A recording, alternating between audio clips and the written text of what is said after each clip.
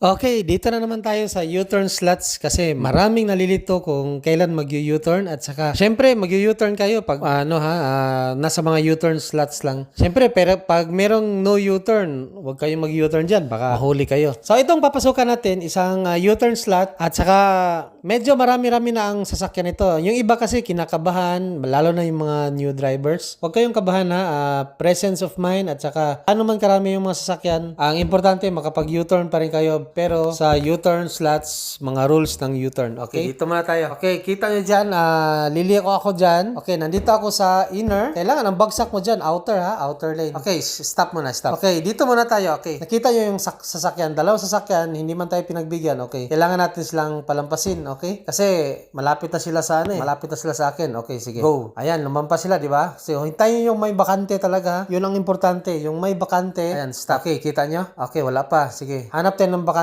Okay, pag meron na, ayan, meron na. Okay, unti-unti lang kailangan tumingin sa gilid, sa left side, then sa right side, doon sa daan. Okay, sa outer lane, kailangan tumingin doon. Okay, pag ikot nyo dyan, kailangan nasa outer lane lang kayo outer lane ang bagsak. Ayan, okay, di ba? Outer lane, from inner lane to outer lane. Okay, tandaan nyo yan talaga ang babagsakan nyo, outer lane, kasi nasa inner lane naman kayo doon sa kabila. So, yun lang guys, kailangan kung mag-U-turn tayo, wag kabahan yung iba kasi kinakabahan So, ganun lang.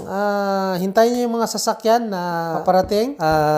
Mag-giveaway. Kung hindi man sila mag-giveaway, sige, pa-diretsuhin nyo. So, hintayin nyo talaga na mabakante ng distance. Kasi pag malayo-layo pa, siyempre, urong-urong nyo konti yung sasakyan nyo para ma-block nyo at saka makapag-U-turn kayo. Okay? So, see you on my next video. Maraming salamat po.